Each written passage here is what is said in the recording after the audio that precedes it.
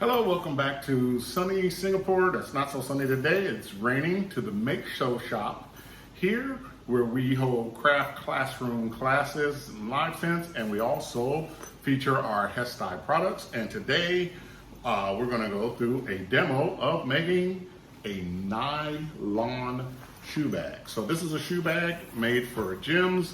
The local gym we're having here is having an event. They reached out to us to actually do some branding for their shoe bags, so that's what we did.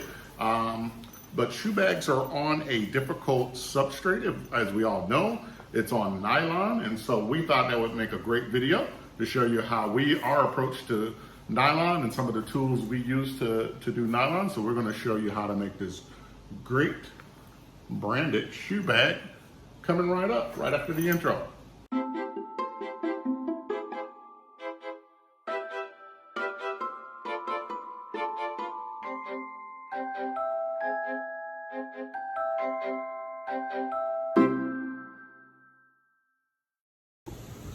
Okay, we're here at the overhead view to get ready to process our bag. This is everything we're going to use here today. We've got our Teflon sheet, as always, to cover the press and keep the heat off between the project and the carrier sheet. Today, we're going to use our EZT Mini that's going to help us line up the graphic. And we're going to have our Cool Touch, which is going to help us complete this project. Very important for this project, as this is a nylon bag, and getting that adhesion is a very important step, and this is what the Cool Touch is going to help us do. We've got our graphic that's going to go on the bag. This is the Fuse logo that we're doing for a Fuse event that they're doing, and of course we have our nylon shoe bag here. And so this is something that I think is really cool. Oh, I forgot one more piece. We need a Teflon pillow that's going to puff up our bag so we can actually get a good press on it.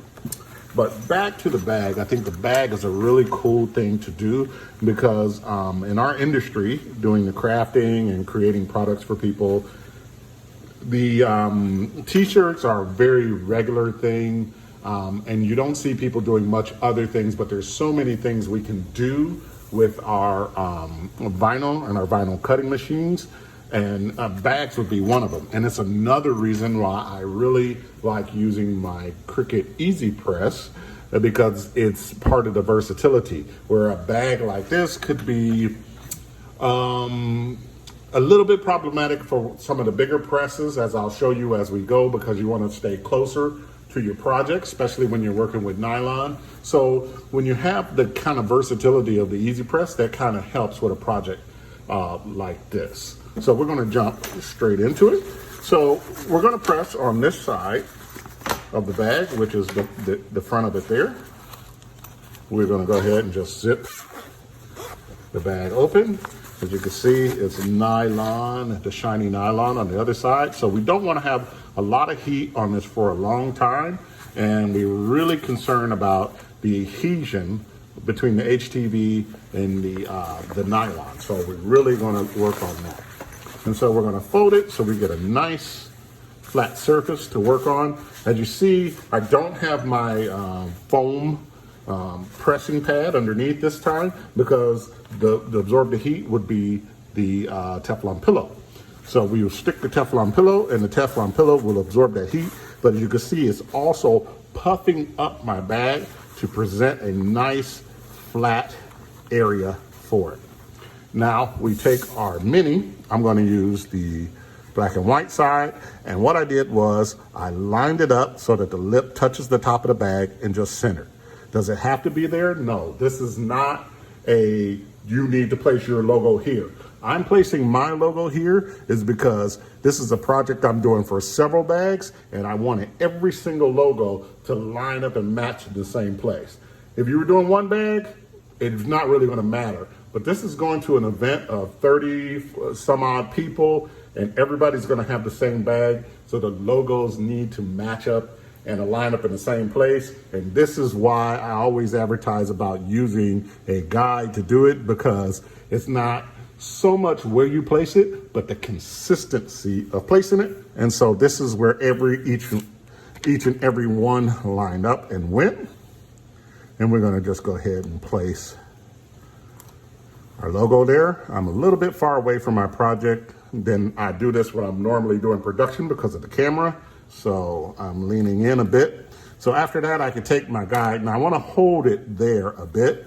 I'm going to push my pillow so it's centered underneath it and hold it, because this nylon will not let the carrier sheet stick to it.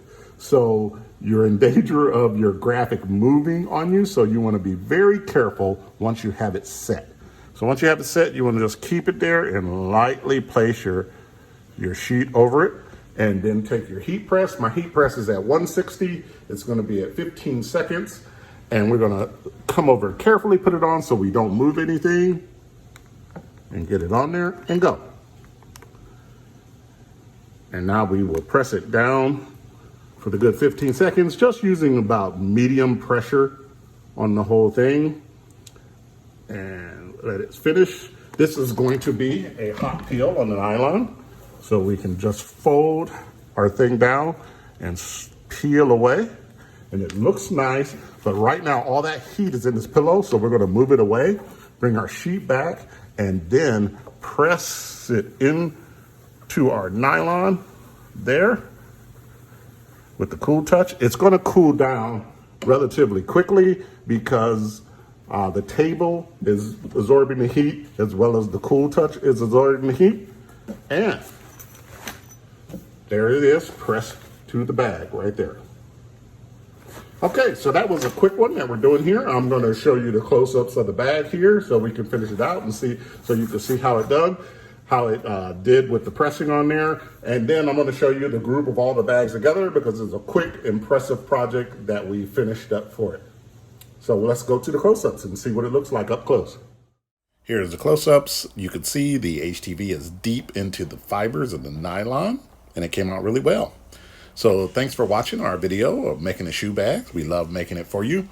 Please tune in for next time for more videos and demos. Thanks.